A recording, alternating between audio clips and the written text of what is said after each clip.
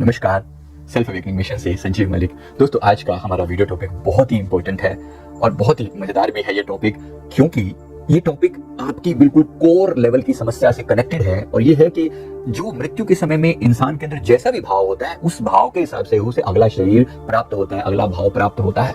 भगवान श्री कृष्ण गीता में सीधा से फरमा रहे हैं, यम यम वापि स्मरण भावम त्यजन्ते कलेवरम तम तमेव एति कौन्तेय सदा तद्भाव भावितः। हे कुंती पुत्र, प्राण वियोग के समय ये जीव जिस जिस भाव का चिंतन करता हुआ शरीर छोड़ता है, उसी भाव से भावित हुआ वह पुरुष सदा उस स्मरण किए हुए भाव को ही प्राप्त होता है, अन्य को नहीं। तो जिसको भी आप याद करते हुए जाते हो, उसी भाव को आप प्राप्त होते हो। जिस भाव को भी, अब ये घटनाक्रम आप अपने रात्रि नींद वाले नींद में जब आप जाते हो, उससे आप इस भाव को जोड़कर देख सकते हो। जो दिन भर में आप जो भी क्रिया करते हो, नींद को एक छोटी सी मृत्यु के तुल्य मान लीजिए और समझिए कि जो जो आपने दिन में जो कार्रवाई की होती है, रात को वैसे ही टाइप के सपने आपको आते हैं, राइट। तो बस ऐसा ही इस जीवन का भी जब एंड होगा, तब भी वो जीवन भर में जो जो कार्रवाई की होंगी, जिस तरफ आपकी लाइफ की मेन थीम रही होगी, वही भाव तो आपको प्राप्त होगा, कोई दूसरी चीज थोड़ी प्राप्त हो जाएगी। तो जहां पर भी जिंदगी की मेन थीम क्या है, जिंदगी का मेन टॉपिक क्या है, टारगेट क्या है, किस तरफ दौड़ रहे हो आप, तो जरा ध्यान रखिए। हम लोग कह तो देते हैं कि हाँ, मेरे पास खूब पैसा होना चाहिए, खूब डिजायर संसार की भर भर के, बाहर घूमूं, मस्ती करूं, ऐसा करूं, वैसा करूं। अब जिसके अंदर जो जो भाव होता है, भगवान श्री कृष्ण सीधा फरमा रहे हैं, यम यम वापि स्मरण भावम त्यजन्ते कलेवरम। तुम जिस भाव को भी भावित होते हुए शरीर को छोड़ते हो, तम तमेव एति कौन्तेय सदा तद्भाव भावित है, उसको उसी रूप में ही तुम प्राप्त करोगे। तो अब इसमें क्या होता है, जैसे उदाहरण के लिए अगर कोई व्यक्ति ये भाव रखता हुआ कि भाई मुझे तो विदेश घूमना है, और इंडिया में ये डिजायर थोड़ी नहीं, मतलब एक बड़े नंबर की है। अगर आप खास जगहों पर देख लो, वहां पर हर दूसरा तीसरा व्यक्ति जो है वो विदेशों में है। जैसे पंजाब में लगा लो, केरला में लगा लो, या इवन बाकी जगहों पर भी, हरियाणा वगैरह में भी बहुत से लोग हैं जो विदेश जाना, वहां पर बसने की सोचते हैं। अब सोचिए, ये सब लोग किसी ना किसी रूप में पहुंच जाएंगे, लेकिन क्या यही मांगने लायक है? आपने जो मांगा, आज नहीं तो कल नहीं तो परसों आपको वो प्राप्त होगा ही होगा। और मृत्यु के समय में ये सब मांगना कितना उचित है, जरा इस पर चिंतन करने की बात है। अगर आपने ये मांगा तो पूरा तो हो जाएगा, लेकिन कितना जरूरी है, कितना क्या मांगना चाहिए, जरा इस बात को भी सोच रखनी चाहिए कि नहीं हमारे पास। तो आइए मैं 2-3 बातें इससे रिलेटेड और बता दूं।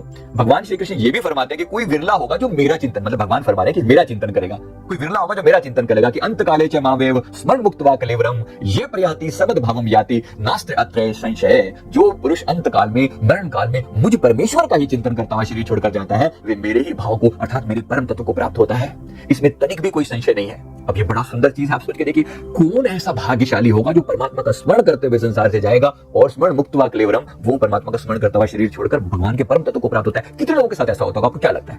करोड़ों में से कोई एक 780 करोड़ लोग हैं इस दुनिया में लगभग, और लगभग 2 लाख लोग हर रोज मरते हैं। 2 लाख लोग, आपको लगता है कितने लोगों की मुक्ति होती होगी, कितने लोग सच में परमात्मा भाव को उपलब्ध होते होंगे? करोड़ों में से कोई एक, ऐसा हमें एंजल्स ने जवाब दिया था। तो मैं आपको वही बात बता रहा हूं कि करोड़ों में से कोई एक उस भाव को प्राप्त होता है, परमात्मा को प्राप्त होता है। ये कोई मजाक नहीं हो रहा है। आप सोच के देखिए, आप अपने जीवन का थीम देखिए, आपको कितनी बार ऐसा होता है कि परमात्मा से जुड़े हुए सपने आते हैं? कितनी बार, मतलब अगर आप एवरेज देखो कि एक महीने भर में कितनी बार आप परमात्मा के भाव में जी रहे होते हैं और कितना ज्यादा समय संसार के भाव में जी रहे होते हैं। अगर कंपेयर करके देखो, इसी भाव को जब आप इसको ओवरऑल एवरेज निकालते हो ना, तो आपकी लाइफ की थीम पता चलती है। क्योंकि मृत्यु के समय में आपके मन का स्नैपशॉट लिया जाता है कि मन में आखिरी भाव क्या चल रहा था, जिसको आप कहते हो चित्रगुप्त। वो चित्रगुप्त क्या है? जो गुप्त रूप से आपके मन का चित्र ले रहा है, आपके मन का चित्र ले रहा है। चित्र में क्या होता है, अगर आपका हाथ यहाँ था, फोटो ऐसे ले ली गई, तो यहीं कहीं रह जाएगा हाथ। तो फोटो में तो यही आएगा ना कि जिस भाव में आप भावित थे, तम तमेव एति कौन्तेय सदा तद्भाव भावित है, तुम वहीं प्राप्त हो जाओगे, उसी चीज की तरफ अट्रैक्ट करोगे। अगला जन्म भी वैसा होगा और आगे का ओवरऑल आपकी लाइफ का जो थीम है उसी पॉइंट पर जाकर खत्म होगा। अब इसमें क्या होता है, मैं 2-3 बातें और इसमें यहाँ पर क्लियर कर दूं। मतलब इसमें क्या विशेष रूप से मैं आपको बताऊं कि जो संतों की वाणी में, गुरुवाणी में विशेष रूप से भक्त त्रिलोचन जी की एक बात आती है। वो भगवान की वो मृत्यु के समय की अवस्था का वर्णन करते हैं। तो उसमें लिखते हैं गुरुवाणी में कि अंतकाल जो लक्ष्मी सिमरै ऐसी चिंता महजे मरै सर्प जोनि बल अवतरै। ठीक है, ये गुरुवाणी की पवित्र वचन है जो भक्त त्रिलोचन जी की वाणी उनमें लिखी हुई है गुरुवाणी में। तो अंतकाल जो लक्ष्मी सिमरै, अंतकाल में जो लक्ष्मी का स्मरण, मतलब धन का स्मरण करते हुए ऐसी चिंता में जो मर जाता है, वो सर्प योनि बल अवतरै, वो सांप की योनि में बार पैदा होता है। ये हमारे अनुभव की बात है। अनुभव का मतलब आत्माओं से जब हम कनेक्ट कर पाते हैं, तो कितनी ही बार हमें ये अनुभव में आता है। एक व्यक्ति का हमने पिछला जीवन देखा, मतलब जब हमने पास्ट लाइफ रिग्रेशन में, थेरेपिस्ट हूं तो पास्ट लाइफ रिग्रेशन जब करते हैं तो पता भी चलता है कि पिछले जीवन में कौन था। तो उससे पहले के जीवन में उसका जो ध्यान था वो मृत्यु, वो धन के प्रति इतना लालुप था, इतना लालची था वो, तो एक जन्म वो सांप का बिता के फिर इस जीवन में फिर वो इंसान बन के आया। तो इस व्यक्ति जो आज हमारे सामने है, इसका पिछला जीवन सांप का जीवन था। तो हमने जब ये पता करने की कोशिश करी कि सांप कैसे बना, तो लास्ट टाइम में ये जो है इसने कोई घर में धन इकट्ठा किया हुआ था, और धन को जैसे पहले लोग मटकों में गाड़ के रखते थे ना, तो मटकों में गाड़ा हुआ था। तो वहां पर कोई बाढ़ वगैरह आई और बाढ़ में सब बह गया। जब सब बह रहा था तो मन में आखिरी टाइम वही चल रहा था कि हाय सब खत्म हो गया, मेरा वो गड़ा हुआ धन भी गया। उसमें इतनी ज्यादा उसकी रुचि थी कि अब उसको अगला जन्म सांप का मिला। अब इसमें कुछ लोग डिसएग्री करेंगे, क्योंकि कुछ लोग कहते हैं कि नहीं इंसान कभी हमेशा इंसान ही बनता है, वो कभी एनिमल फॉर्म में नहीं जाता। आप भगवान श्री कृष्ण की वाणी पढ़ लीजिए, मैं अपनी तरफ से नहीं कह रहा हूं, जो जिस भाव को स्मरण करता है वो वही जाता है। इसके अलावा भी संतों ने बहुत जगह जिक्र किया है कि कई जन्म भय कीट पतंगा। अब ये मैं रेफरेंस दे रहा हूं आपको अलग अलग वाणियों से, मैं कोई अपनी तरफ से नहीं कह रहा हूं। कई जन्म भय कीट पतंगा, कई जन्म गज मीन कुरंगा, कई जन्म में आप हाथी बने, लचली बने, हिरण बने, कई जन्म हैवर वृक्ष जोयो, कई जन्म पंखी सर्प होयो। आप पता नहीं किस किस रूप में पक्षी बन के आए, सर्प बन के आए। तो ये सब जन्म हम लोग आ चुके हैं। आत्मा वही है, आत्मा अलग अलग फॉर्म लेती है। अब आप इसमें एग्री करें या डिसएग्री करें, ये आपकी मर्जी है, लेकिन मेरा ये मानना है कि ऐसा है, क्योंकि ऐसा वाणियों में लिखा है। अब और दूसरी बात, मेरा अनुभव, सबसे बड़ी बात है कि मेरा अनुभव, और अगर आप मेरी बात को ना भी मानो तो आप विशेष रूप से जो लाइफ बिटवीन लाइव्स नाम की एक बुक है, इसके ऑथर आपको मैं दिखा देता हूं, आप देखें और आप ये बुक पढ़ सकते हैं। इसमें सब में ऐसी अनेक जोनियों का जिक्र किया गया कि मृत्यु से के बाद आप किसी दूसरे फॉर्म में भी जा सकते हैं। थोड़े टाइम के लिए गए और फिर वापस इंसान के रूप में आ गए, ऐसा हो जाता है। लेकिन एक बार गए तो अगर कोई व्यक्ति लगातार धन का ही चिंतन करते हुए जा रहा है, अब सांप का काम क्या है, सांप के रूप में उसकी सारी इच्छा पूरी हो रही है, खजाना उसके सामने है, खजाने के ऊपर वो सांप बैठा हुआ। आपने सुना होगा कि जहां जहां भी खजाना होगा वहां पर सांप बैठे ही होते हैं, तो सांप वहां पर बैठा हुआ है। अब सोच के देखिए, इंसान इतनी मतलब संपूर्ण जो सौंदर्य के साथ एक इंसान पैदा हुआ, और अगर मृत्यु के बाद वो एक सर्प बनकर बैठा है, तो कितनी अधोगति है। ये सोचने की बात है ना कि कितनी ज्यादा अधोगति है। किस कारण से हुआ? धन का लगातार चिंतन करने की वजह से हुआ। काश इसने कुछ और चिंतन किया होता, परमात्मा का चिंतन किया होता, कल्याण हो गया होता। जरा आगे भी पूरी बात आपको बताऊं तो आप सुनेंगे ध्यान से। इसी तरह से अगर आगे लिखते, अरे भाई गोविंद नाम मत बिसरे, गोविंद नाम मत बिसरे, कि हे इंसान, हे मेरी आत्मा, तू परमात्मा का नाम मत भूल। अपने आप को समझा रहे हैं कि हे बहन, हे परमात्मा की प्यारी, तू परमात्मा का नाम मत भूल। फिर इसके बाद फिर आगे समझाते हैं, फिर कहते हैं कि अंतकाल जो स्त्री से मरे, ऐसी चिंता महजे मरे।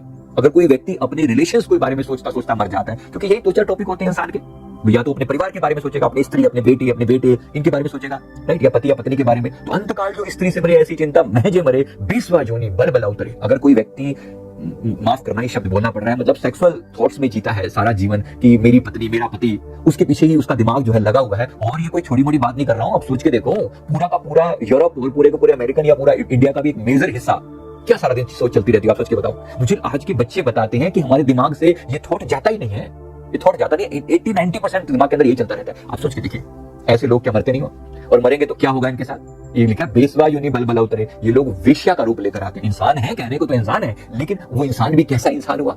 आपको क्या लगता है, संसार में जो इतनी वेश्यावृत्ति बढ़ रही है, कभी ना कभी इनकी कोई डिजायर रही होगी, कोई ऐसे ही बन जाता है क्या, कोई ऐसे ही बन जाता है, मांग रखी होगी। परमात्मा तो आपकी मांग पूरी करता है। ये प्रकृति बिल्कुल न्यूट्रल है, प्रकृति बिल्कुल न्यूट्रल, जो मांगोगे वैसे ही हो जाओगे। अब सोच के देखो, किसी ने मांग रखी है, परमात्मा क्या करे इसमें। अगर कोई परमात्मा नहीं भी है तो आपकी डिजायर ही आपको सीधा सीधा वो चीज, जहां आपके डिजायर मैक्सिमम फुलफिल होगी, आपको वहां भेज दिया जाता है। अब जब वो वेश्या का रूप हो गया, प्रोस्टिट्यूट बन गए, अब जो मर्जी करी जाओ, सारा जीवन यही भुगते जाओ। अब सोचो कितनी बुरी बात है, कितनी बुरी बात है। काश जीते जी हम अपने सैक्रल चक्र से, स्वादिष्ठान चक्र से ऊपर उठ पाए, इन चीजों से ऊपर उठ पाए। इसीलिए तो प्रयास किया जा रहा है। मैं क्यों बार बार समझा रहा हूं कि अपनी ऊर्जा को वहां से ऊपर उठाओ। हमारा वीडियो देखो, सेक्स एनर्जी को क्राउन चक्र पे उठाओ, बढ़ाओ ऊपर। हम यहाँ ये सब करने नहीं आए हैं। ठीक है, वो एक जीवन का एक हिस्सा है, पर वो हिस्सा ही रह जाए। 100 में से 2-4% दिमाग वहां गया, समझ में आता है। लेकिन अगर 100 में से 80% दिमाग वहां गया तो बिल्कुल समझ में नहीं आता, बिल्कुल भी समझ में नहीं आता। तो अपने आप को वहां से ऊपर उठाओ, बहुत हो चुका है। इस तरह से मैं और संतों पूरी बात इनको क्लियर करता हूं, जो आगे फरमाते हैं कि अंतकाल जो लड़के से मरे, ऐसी चिंता महजे मरे, शुक्र जो नहीं बल उतरे। कि अंतकाल में जो अपने लड़के का स्मरण करता है, लड़के का मतलब सिर्फ पुत्र पुत्री दोनों है, अधिकतर यही होता है कि अपने बेटे के बारे में ज्यादा सोचते हैं मृत्यु के समय में लोग। तो ऐसी चिंता में जो मरे, शुक्र जो नहीं बल उतरे। आप सुअर की योनि में बार बार उतर रहे हो, मतलब क्या। अब सोच के देखो, सुअर कौन बनना चाहेगा, कौन। अब सुअर के साथ क्या, अनेक बच्चे होते हैं, अनेक, एक बारे में 8-8, 10-10 बच्चे पैदा हो जाते हैं। जो सारा जीवन वो डिजायर लेकर घूमा है कि बस मेरे बच्चे, हाय मैं कैसे इनका पालन पोषण करूं, कैसे इनको बड़ा करूं, बस सारा दिमाग उसी में लगा, मेरे बच्चे। तो तुम्हारी मर्जी भाई, और कुदरत आपकी उसी फ्री विल का सम्मान करती है। लड़के का स्मरण की करे तो ऐसी चिंता में जो बार बार जो मर रहा है, वो शुक्र योनि, सुअर की योनि में बार बार पैदा हो रहा है। जरा ध्यान देने की बात है, कितनी दुखद है ये चीज, कितनी पीड़ादायक है। कोई मजाक नहीं हो रहा है यहाँ पर जिंदगी की पूरी थीम डिसाइड हो रही है कि मृत्यु के बाद कहां जाने वाले हो भाई, कहां जाने वाले हो। इसके बाद भी आगे बात क्लियर करते हैं, अंतकाल जो मंदिर सिमरे ऐसी चिंता में जो मरे प्रेत योनि बल बल उतरे।